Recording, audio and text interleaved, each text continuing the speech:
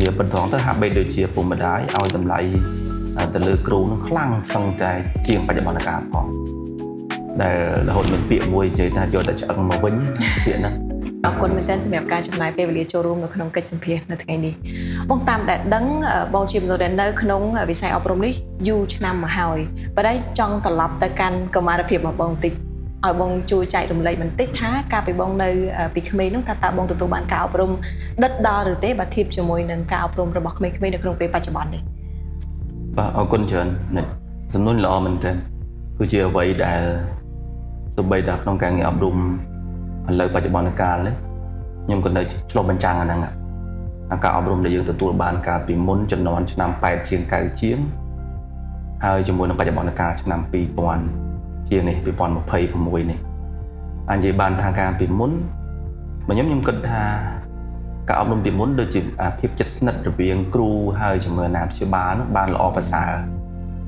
វាមានចំណុចល្អដល់ឡែកមួយដែរយើងនិយាយទៅអានៅឬក៏អាចប្រែប្រួលតាមតំបន់តែជាបទពិសោធន៍របស់ខ្ញុំផ្ទាល់កាលណារៀនតាំងពីយើងសម័យមួយរៀនតាំងពីមត្តេយ្យបឋមមធ្យមភាពជិតស្និទ្ធរវាងអាណាព្យាបាលនិងគ្រូជាពិសេសអាការទុកដាក់ឪពុកម្ដាយដែលទុកចិត្តលើគ្រូចា៎អញ្ចឹងហ្នឹងខ្លាំងល្អនិយាយបន្តទៅហាក់បីដូចជាឪពុកម្ដាយឲ្យតម្លៃទៅលើគ្រូហ្នឹងខ្លាំងសឹងតែជាងបច្ចុប្បន្នកាលផងដែលរហូតមានពាក្យមួយនិយាយថាយកតែឆ្អឹងមកវិញពាក្យហ្នឹងអញ្ចឹងអាចនិយាយបានថាប្រព័ន្ធអប់រំនៅពេលនោះដូចខ្ញុំរៀននៅសាលាធម្មសាស្ត្រកាលហ្នឹងចេញពីកោះកបីមកចំពោះក្អែកបើមតីនៅកោះកបីក្បែរផ្ទះខ្ញុំនៅរាល់ថ្ងៃហ្នឹងនៅជីកាត់ឃើញនៅឡើយនៅសម័យឃើញនៅឡើយនៅការយកចិត្តទុកដាក់របស់គ្រូបង្រៀនពេលនោះនិយាយនេះមិនមែនមានន័យថាគ្រូយើងឥឡូវមិនយកចិត្តទុកដាក់ទេប៉ុន្តែអាចនិយាយបានថាភាពជិតស្និទ្ធនឹងការឲ្យតម្លៃទៅលើការងារអប់រំពីម្ដាយនិងគ្រូហាក់បីដូចជាមានចំណុចខ្លះល្អជាងបច្ចុប្បន្នកាលបាទអញ្ចឹងជាបទពិសោធន៍អាចនិយាយបានថាទទួលបានការអប់រំពីគ្រូក៏យកទៅដាក់ពីគ្រូពីកម្រិតមត្តេយ្យបឋមហ្នឹងនៅគុតមុតល្អកាលនោះអាចនិយាយបានចឹងដែរបាទមិនចាញ់ឥឡូវទេចា៎បាទមិនចាញ់ឥឡូវព្រោះឥឡូវវាអាចមានប្រែប្រួលមួយចំនួនទៀតទៅលើបរិបទរបស់យើងតែអាចនិយាយបានពីមុនអាចមានចំណុចល្អជាច្រើនសូមខ្ញុំឥឡូវព្យាយាមក្នុងប្រព័ន្ធការងារអប់រំនោះចង់យកចំណុចល្អកាលពីអតីតកាលហ្នឹងចំនួនយើងរៀន8ជាង9ជាងយកមកវិញខ្លះសម្រាប់ការអប់រំរបស់យើងបច្ចុប្បន្នកាលចាបងលើកមកអំបញ្ញមិញតែទៅលើអំពីទំនាក់ទំនងរវាងគ្រូនិងសិស្សក៏ដូចជាគ្រូជាមួយនឹងអាណាព្យាបាលដែលមានភាពជិតស្និទ្ធប៉ុន្តែចុះបើនិយាយអំពីការអប់រំវិញតើបងទទួលបានការអប់រំដែលដិតដល់គ្រប់ជ្រុងជ្រោយដោយកម្មវិធីសិក្សាដែលក្មេងៗមាននៅក្នុងពេលបច្ចុប្បន្ននេះទេយើងអាចនិយាយបានថាវាមិនសូវសម្បូរបែបដូចសម័យនោះមានណា YouTube Digital App ឬក៏ទម្រង់ platform រៀននេះអត់មានទេចាឥឡូវនេះសម្បូរបែបជាងហើយជំនាន់មុនដោយសារតែมันមាន digital ហ្នឹងអញ្ចឹងអាភាពបដោតហ្នឹងអាចថាมันវាជាច្បាស់លាស់គួរសមដែរទៅលើការសិក្សាតែរឿងនៅក្នុងសាលារៀនចោះមានតែអត់មានអីនេះទេអញ្ចឹងគ្រូមកដល់គឺគ្រូក៏គាត់បដោតបានល្អជាងមកដល់ក្នុងថ្នាក់ត្រូវដឹងតែបង្រៀនសិស្សមកដល់ក្នុងថ្នាក់ដឹងតែខ្លាចគ្រូខ្ញុំប្រើពាក្យហ្នឹងទៅចោះទោះបីគ្រូចំនួននេះកាយក្រោយដឹងតែដាក់ចិត្តរៀនចាបាទទៅដល់ផ្ទះក៏មានលំហាត់កិច្ចតែងការលំហាត់អីមួយចំនួនទៅធ្វើអីចឹងទៅអញ្ចឹងវាហាក់បីដូចជាភាពបដោតនោះរៀងមមទាំដែរដោយសារมันមានអីរំខានច្រើនអញ្ចឹងនិយាយបន្តតែសុទ្ធតែភាពសម្បូរបែបมันជាប្រមាណទៅលើបច្ចេកវិទ្យាតែពីមុនបើខ្ញុំពេញចិត្តកម្មវិធីមួយដែលពីមុនមកក្រៅពីកម្មវិធីគួរនោះយើងមានកម្មវិធីរោងជាងសិប្បកម្មផ្សេងកីឡាក៏ធ្វើបានគួរសមបាទអញ្ចឹងកម្មវិធីខ្លះខ្ញុំគិតថាល្អដែរដែលយើងអាចនិយាយណាអញ្ចឹងនិយាយជារួមបានថាវាគ្រាន់តែមិនសូវសម្បូរបែបតែប៉ុណ្្នឹងទេតែភាពបដោតទាំងគ្រូទាំងសិស្សហាក់បីដូចជាគុតមុតគួរសមបាទចង់ល្អជាងបច្ចុប្បន្នកាលផងចាបងជាច្រើនឆ្នាំមកនេះនៅក្នុងវិស័យអប់រំតើអ្វីទៅជាកត្តាចាំបាច់ជាកត្តាដែលសំខាន់ធំជាងគេបំផុតដែលជំរុញទឹកចិត្តបងឲ្យបន្តបេសកកម្មនៅក្នុងការងារអប់រំនេះក៏ប៉ុន្តែពេលខ្ញុំចប់បាក់ឌុបឆ្នាំ96អានឹងដូចមិនថានេះដូចជាយុវជនដទៃនៅតាមបណ្ដាខេត្តដទៃយើងឡើងមករាជធានីភ្នំពេញគឺសំខាន់គឺសេដ្ឋកិច្ចជាគួរសិនទេនិយាយប៉ុនត្រង់នៅពេលនោះឆន្ទៈចិត្តឲ្យថាយើងចាប់ដើមស្រឡាញ់ការងារអប់រំពីដើមទីតែម្ដងក៏យើងមិនទាន់បានយល់ដែរប៉ុន្តែនៅពេលដែលយើងចាប់ដើមការងារអប់រំ96 97ឡើងមកហ្នឹងយើងកាន់តែចូលជ្រៅយើងកាន់តែស្រឡាញ់វាចា៎រហូតដល់យើងយល់ឃើញថា ប្រព័ន្ធការងារអប់រំមានការងារអប់រំនឹងហើយដែលយើងជួយអភិវឌ្ឍសេដ្ឋកិច្ចប្រទេសជាតិបានហើយជាពិសេសនៅពេលដែលយើងបានធ្វើកិច្ចការអប់រំបានចេញទៅក្រៅប្រទេសយើងសង្កេតឃើញប្រទេសគេរីកចម្រើនប្រព័ន្ធអប់រំគេល្អអីចឹងទៅអាសន្ទុះចិត្តហ្នឹងជាវិជាតែជំរុញចិត្តរបស់យើងចង់ឲ្យធ្វើការងារអប់រំមកកាន់តែប្រសើរទៅហើយដល់ពេលយើងនៅជាមួយកុមារយុវជនច្រើនឆ្នាំមកក៏យើងសង្កេតឃើញទៀតថាតើត្រូវធ្វើអីដើម្បីជួយអភិវឌ្ឍពួកគាត់ឲ្យមាំទាំមកខ្លាចជាកម្លាំងសេដ្ឋកិច្ចយើងថ្ងៃក្រោយណាចាបងសំណួរបន្ទាប់នេះប្រហែលជាចង់ឲ្យបងឆ្លើយក្នុងនាមជាអាណាព្យាបាលវិញដោយសារបងមានបទពិសោធន៍ច្រើននៅក្នុងវិស័យអប់រំ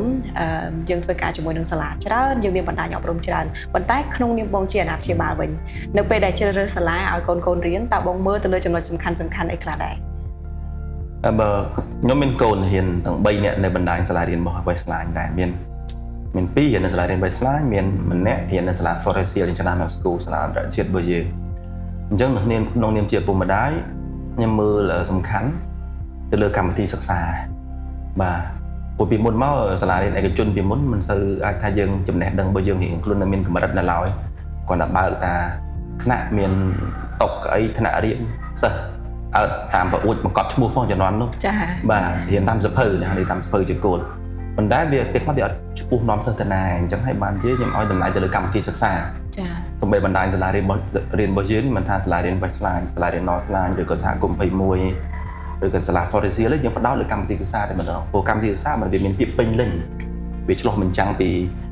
បង្ហាញពីការយកចិត្តទុកដាក់របស់អ្នកជំនាញដើម្បីមើលឃើញថាតើអភិវឌ្ឍកុមារយុវជនម្នាក់ហ្នឹងយើងចង់គាត់ទៅណាឬក៏យើងអាចនិយាយបានថាជាការអប់រំបែបពេញលេញមួយចាភាសាអង់គ្លេសគេប្រើពាក្យ holistic education ហ្នឹងទាំងអ្នកតំណងចិត្តកាយបញ្ញាស្មារតីរបស់គាត់ហ្នឹងសូម្បីតែការអប់រំផ្ដោតទៅលើការកសាងបញ្ញាចំណេះជំនាញហ្នឹងក៏ផ្សារភ្ជាប់ជាមួយបរិបទបម្រែបម្រួលសង្គមចាកម្មវិធីសិក្សាគឺធ្វើមិនមែនសម្រាប់តែក្នុងសម្រាប់ជាប្រយោជន៍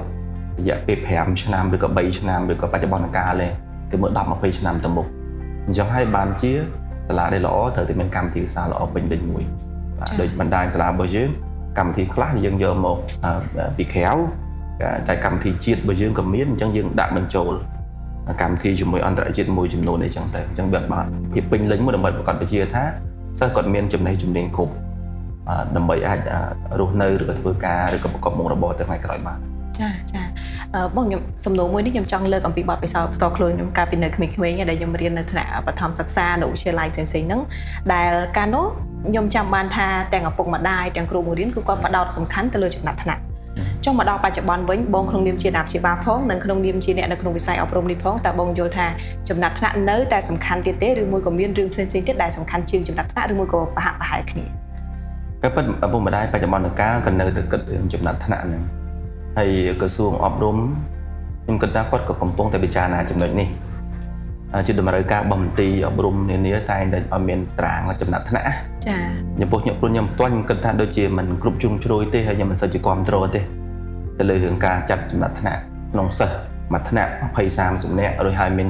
ចំណាត់ថ្នាក់លេខ1លេខ2លេខ3លេខ4លេខ5អីចឹងទៅតាមតែមុខវិជ្ជាមួយចំនួនដែលយើងមើលដូចជាមុខវិជ្ជាពាក្យច្រើនជាងបដោនហ្នឹងទៅលើរឿងគណិតឬទៅលើរឿងវិទ្យាសាស្ត្រអក្សរសាស្ត្រអីចឹងទៅហោះចោះហើយការកម្រិតថ្នាក់ចំណាត់ថ្នាក់បែបនេះចំពោះខ្ញុំគិតថាពេលខ្លះបង្កើតការប្រកួតប្រជែងឬក៏សម្ពាធដល់សិស្សពេលខ្លះអត់ឆ្លុះបញ្ចាំងពីការពិតទាំងស្រុងឯងថាពុកម្ដាយពេលខ្លះគាត់ចង់កូនគាត់លេខ1ឬក៏លេខ2អីចឹងទៅគាត់មិនបានទាំងមើលទៅលើមធ្យមភាពផងជួនកាលកូនរៀនបកែទេក៏ពិតទៅមធ្យមភាពរបស់គាត់កើនឡើងទេប៉ុន្តែនៅក្នុងថ្នាក់ហ្នឹងសិស្សវាបកែដូចគ្នាអញ្ចឹងធ្វើចំណាត់ថ្នាក់របស់គាត់អាចនឹងថយចុះទៅវិញហើយពុកម្ដាយអត់យល់ដូចជាមិនសប្បាយចិត្តដូចជារៀនត្រូវតែបានលេខ1លេខ2លេខ3របស់ខ្ញុំអត់គ្រប់គ្រងសោះតែម្ដងទៅលើការដាក់សម្ពាធណាពីឪពុកម្ដាយឬក៏ពីគ្រូដើម្បីឲ្យកូននឹងត្រូវតែលេខ1ត្រូវតែលេខ2លេខ3ហើយនៅពេលនោះពាក្យច្រើនកុមារមានសម្ពាធផ្លូវចិត្តច្រើនហើយដោយសារហេតុផលហ្នឹងហើយទៅជារៀនមិនបកកែទៅវិញដោយសារតែសម្ពាធផ្លូវចិត្តបរិយាកាសមិនគ្រប់គ្រងអញ្ចឹងណាអញ្ចឹងហើយបានជាប្រព័ន្ធអប់រំរបស់យើងនេះគ្រូបណ្ដាញសាលារៀន Westline យើងលើកតម្កើងឲ្យគាត់ឲ្យសិស្សនីមួយៗមានការអភិវឌ្ឍជាបុគ្គលហើយគ្រូត្រូវតាមមើលការអភិវឌ្ឍជាបុគ្គលវិញជាងមានការប្រៀបធៀបគ្នាតែមានចំណាត់ថ្នាក់មានការប្រៀបធៀបគ្នាបង្កើតការសប្បាយចិត្តការមិនសប្បាយចិត្តនិងការតូចចិត្តក្នុងចំណោមសិស្សហើយចា៎អញ្ចឹងហើយបានជាខ្ញុំពេញចិត្តបណ្ដាញប្រព័ន្ធនៃការរៀបចំតាមនីតិវិញមាននីតិ A B C អញ្ចឹងទៅបើចំណាត់ថ្នាក់ មានតែលេខ1ដល់លេខ5ប្រកួតប្រជែងគ្នាឯបែបណា ចា តែដល់ពេលសិនជាក្នុងគណៈពេលដែលយើងមាននីតិ A B C អីចឹងទៅអញ្ចឹងសិស្សក្នុងមួយក្រុមនៅមួយថ្នាក់ហ្នឹងគាត់អាចរួមគ្នាគាត់អាចជួយគ្នាជួយបង្រៀនគ្នាវាបង្កើតជាការសហការវិញដើម្បីឲ្យគ្រប់គ្នាទាំងអស់មាននីតិ A នីតិ B បានដូចគ្នាព្រោះចំណាត់ថ្នាក់លេខ1មានតែលេខ1អញ្ចឹងលេខ1ស្ទួនទៅចុះតែបើ A វិញអញមួយថ្នាក់បានអញ្ចឹងអាប្រព័ន្ធអប់រំរបស់ Westline របស់យើងថ្ងៃនេះគឺផ្ដោតលើនឹងជាគោលដោយយើងអាចនិយាយថាបង្កើនកម្រិតសិក្សារបស់គាត់កម្រិតនៃការចំណេះដឹងជំនាញរបស់គាត់តាមរយៈមើលគាត់ជាក្រុមឬក៏ជាបុគ្គលវិញព្រោះអីចំណាត់ថ្នាក់នេះក៏មិនឆ្លុះបញ្ចាំងទាំងស្រុងពីភាពឆ្លាតវៃដែរឧទាហរណ៍សិស្សមានទេពកោសល្យរៀងខ្លួនតែបើយើងយកវិញ្ញាសាមួយដែលយើងស្តង់ដារវិញ្ញាសាមកបោះស្ទង់ទៅលើទេពកោសល្យរបស់កុមារយុវជននៃភាពខុសៗគ្នាអញ្ចឹងអត់ទេអត់ជារឿងត្រឹមត្រូវទេ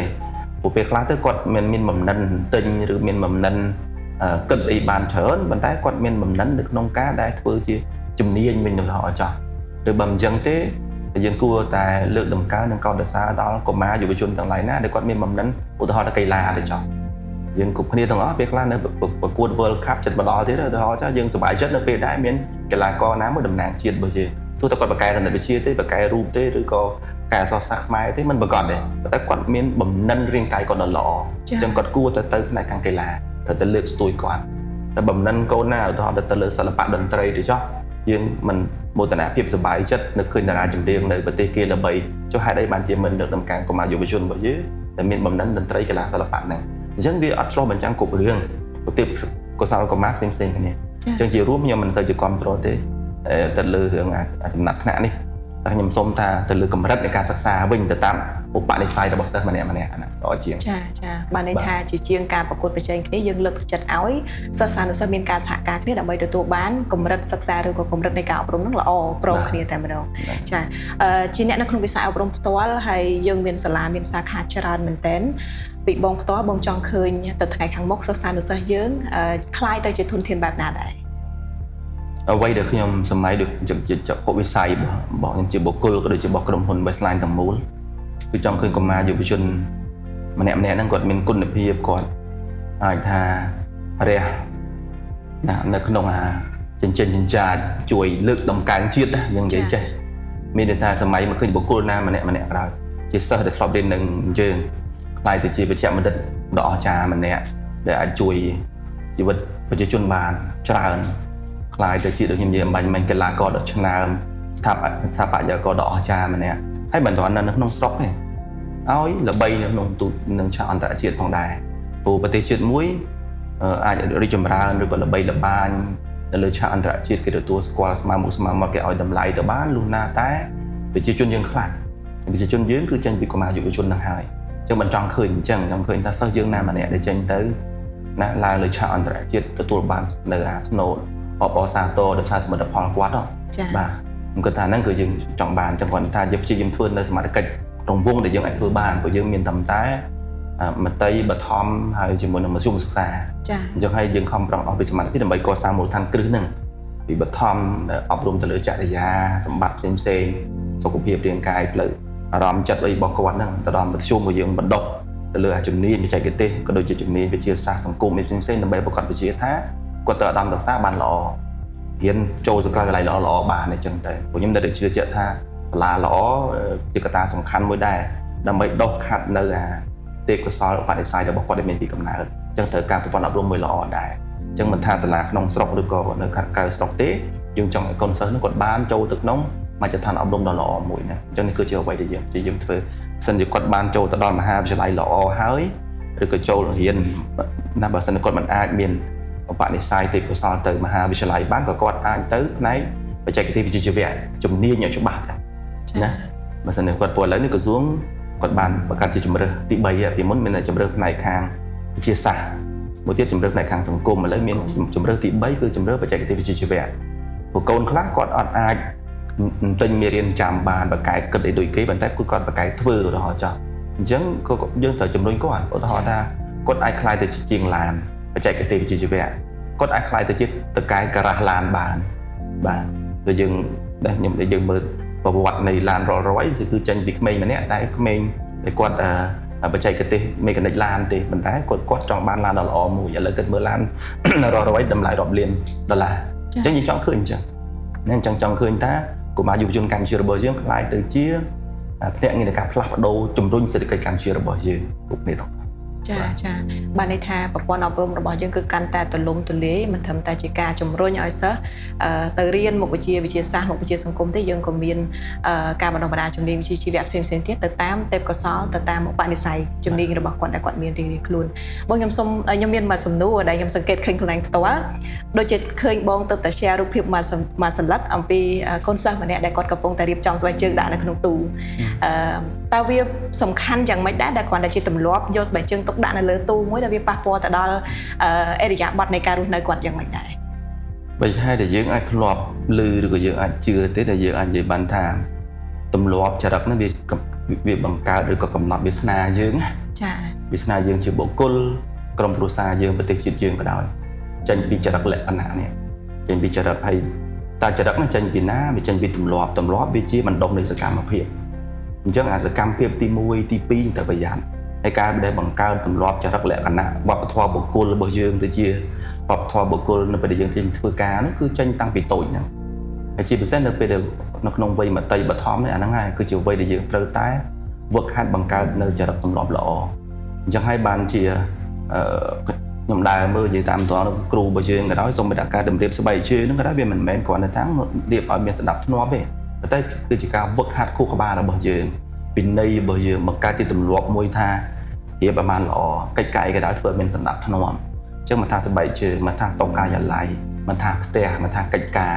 ធ្វើតាមលំដាប់លំដោយដឹងពីវិន័យដឹងពីសុភ័ណភាពនៅក្នុងជីវិតអញ្ចឹងវារឿងតូចមួយយើងមើលទៅគឺដូចតូចអញ្ចឹងប៉ុន្តែវាវឹកហាត់នៃការហាត់ពុតការគិតតែពីដើមទីរាល់គ្រប់កិច្ចការទាំងអស់អញ្ចឹងហើយនេះគឺជាការអប់រំដែលយើងផ្ដល់ជូនមិនគ្រាន់តែចេញពីសភៅចេញពីកម្មវិធីសិក្សាទេនិយាយប៉ុណ្ណឹងតែសុំតែស្បែកជើងនឹងក៏ដោយបោះផ្ទះក៏យើងហាត់កូនសិស្សចេះបោះផ្ទះដែរជូតផ្ទះដែរលាងចានដែរទៅហើយចុះពេលខ្លះយើងគិតថាគាត់ទៅលាងចានមួយទេប៉ុន្តែមិនមែនទេវាជាទំនួលខុសត្រូវនៅពេលដែលគាត់ត្រូវជួយកិច្ចការផ្ទះឬក៏លើកថតថាដល់ពេលដែលគាត់ធំថ្ងៃក្រោយគាត់មានគូសកលជាស្វាមីភរិយាឧទាហរណ៍ចុះអញ្ចឹងក្នុងនាមជាស្វាមីម្នាក់នៅពេលដែលយើងញ៉ាំបាយហើយវាដល់ធំដល់កម្រិតមួយដែលគាត់ពេញវ័យមានគ្រួសារទៅទៀតតែនៅពេលហ្នឹងនៅពេលដែលភរិយាឧទាហរណ៍គាត់ធ្វើម្ហូបហើយតើស្វាមីបានជួយអីខ្លះនៅក្នុងហ្នឹងឬក៏គេងនៅទូទួគេទៅសាឡុងមើលទូរទស្សន៍ឬក៏មើលទូរស័ព្ទញ៉ាំហើយគេរៀបឲ្យហើយទៀតសម្បីតែចានខ្លួនឯងក៏មិនលាងឬបើដោយសារយើងគិតថាយើងហត់នឿយហើយអីហើយអញ្ចឹងអាទម្លាប់ហ្នឹងអាហ្នឹងគាត់តែយើងថាជាមនុស្សប្រុសទៅចោះកូនស្រីក៏ដោយក៏ត្រូវជួយគ្នារបៀបម៉េចអញ្ចឹងវានិយាយពីទំនួលខុសត្រូវកិច្ចការហើយក៏បង្ហាញពីភាពម្ចាស់ការនៃជីវិតខ្លួនឯងដែរពេលណាមួយគាត់ត្រូវទៅរៀនបន្តការសិក្សានៅក្រៅប្រទេសនៅផ្ទះតែឯងនៅផ្ទះជួលតែត្រូវធ្វើម៉េចអញ្ចឹងអាហ្នឹងគឺជាការបណ្ដុះដល់ភាពម្ចាស់ការហ្នឹងតាំងពីតូចទៅរៀបចំរហូតដល់ធំរហូតដល់មានក្រុមគ្រួសារបន្តការអប់រំហ្នឹងដល់កូនទៅទៀតអញ្ចឹងអាហ្នឹងវានិយាយពីសណ្ដាប់ធ្នាប់ផលិតភាពមួយមិនគ្រាន់តែជាបុគ្គលគាត់ម្នាក់ទេប៉ុន្តែសម្រាប់គ្រួសារមួយសម្រាប់សង្គមជាតិមួយទាំងអស់ចាគួរចាប់អារម្មណ៍មែនទែនបងពីខ្ញុំផ្ទាល់នៅពេលដែលខ្ញុំនៅរៀនខ្ញុំគិតថាការរៀនសូត្រគ្រាន់តែជាការរៀនអក្សររៀនលេខនៅសាលាប៉ុន្តែមិនដែលសូវចាប់អារម្មណ៍ច្រើនទៅលើអរិយាប័ត្ររបស់សិស្សទេអញ្ចឹងបានឃើញផុសបងមកស្លឹកហ្នឹងក៏ជាការឆ្លុះបញ្ចាំងសម្រាប់ខ្លួនឯងហើយក៏សម្រាប់ទៅក្មួយកូនទៅថ្ងៃអនាគតបើសិនបើមានថាគួរតែផ្ដល់ការអប់រំទៅគាត់យ៉ាងម៉េចដែរ